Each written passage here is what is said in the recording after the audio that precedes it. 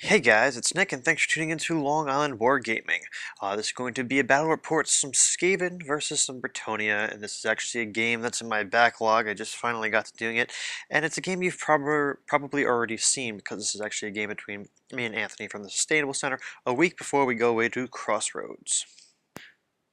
So I have my Crossroads list here. This is still a week prior to the game, to the gaming weekend. So I actually have most of my models still unpainted, as you can see. I had a busy week that week, and this is a comps Bretonnia list because it's part of the Bretonnia campaign between Anthony and Once Bitten and Malorian, and it was just rough. I think one of the comps or one of the virtues he had didn't allow him to bring magic, so I'm pretty sure he didn't have magic this game if I remember correctly. So, but yeah, this is deployment, so we're just gonna move through this quickly. Between the two casters, I have Vermintide, Blessed with Filth, Cloud of Corruption, Plague, and Wither. I took no Dreaded 13th because there's really no infantry unit worth attacking.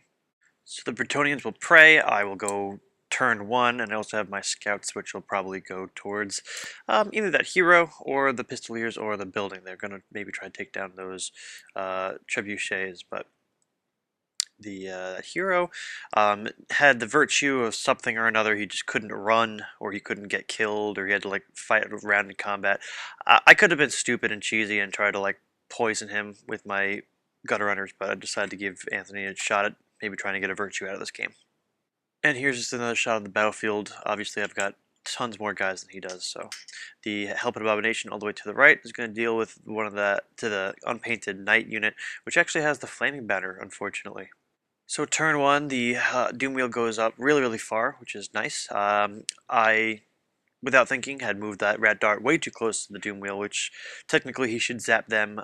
I think I end up zapping the Pistoliers out of my own neglect for the rules, but that was a mistake. I did not make it all during Crossroads. Made sure there was plenty of room near the Doom Wheel. 3 Pistoliers are successfully zapped, or illegally zapped. Most of my magic is out of range, if not all of it, because I didn't have Dread at 13, so really 18 inches is my max range on spells. So for Anthony's turn 2, he goes ahead and charges me with this Paladin, I believe it is, against the Doom Wheel, which is annoying because my Doom Wheel would do a lot better with a charge and the turn that he could shoot, but he decided to go super far. And this guy is actually painted very nicely, this Paladin. I know Anthony usually says his paint jobs are pretty bad. This guy came out pretty decent. You'll see in other shots. I'm not sure if that was a fan-painted model or not.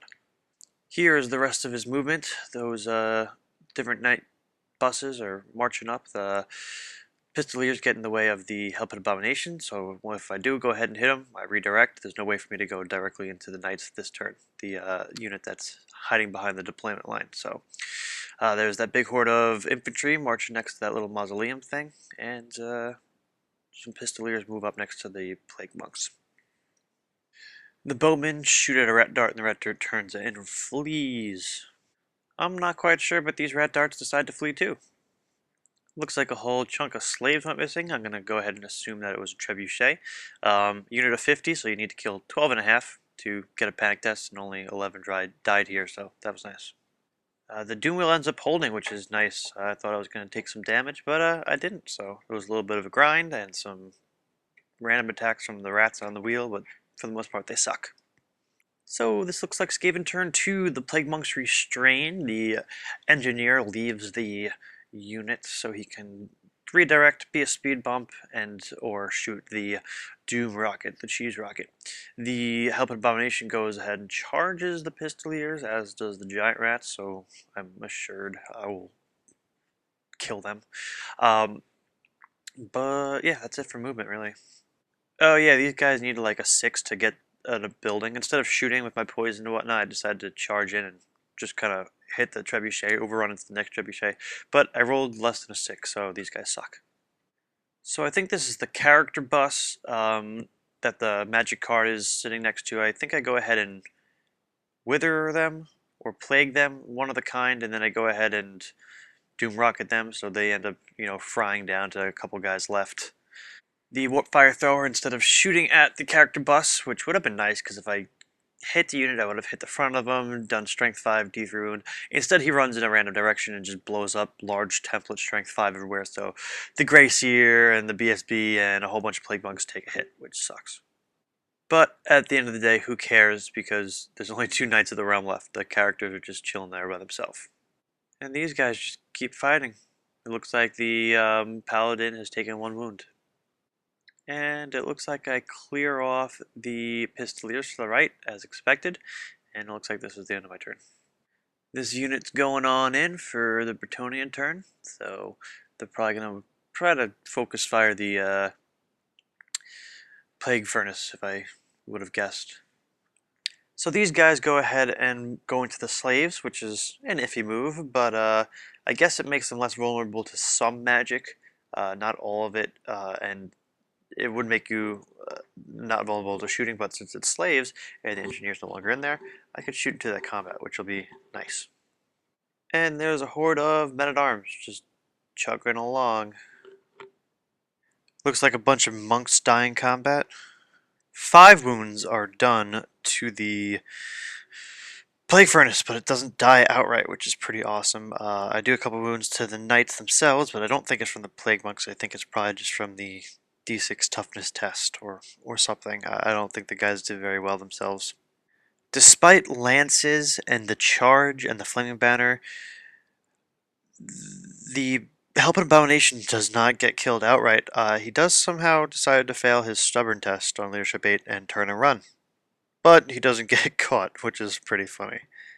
So in my turn here, you could see my bunker unit, or not even bunker unit, it's the clarinet unit. They back up. This way there's no way that horde could fit through or any overruns could hit them. The engineer's just getting in the way, but the Gracier and the BSB are going to chill there and cast some magic. Maybe some Cloud of Corruption will be nice. I'll take a bunch of wounds myself, D6 on each unit, but it's the D6 no armor save attacks against the knights that are so few that really count. These guys finally make it. Here's just an overall shot of the battlefield. The Helping Abomination goes ahead and rallies. Oh, it actually looks like the BSB and the Gracier jump into the bunker unit after all. I'm pretty sure my magic was denied. These guys just keep fighting. It looks like the archers are getting ready to do something about it. These guys go ahead and claim the building. So the Helping Abomination is just chilling, and I lose a whole bunch of slaves in combat, of course. Luckily, the knights were able to kill the Plague Furnace, but there's none of them left at this point. He flees, and I run down the last one or two of them. So now my guys are ready to take on that giant horde of guys, which kind of sucks. Bretonnia Turn 3, Anthony charges the Hell Pit Abomination with the Flaming Banner. Now this is interesting, this part. The Trebuchet drops onto the bunker unit, and it looks like the 2 heroes are actually out of the unit.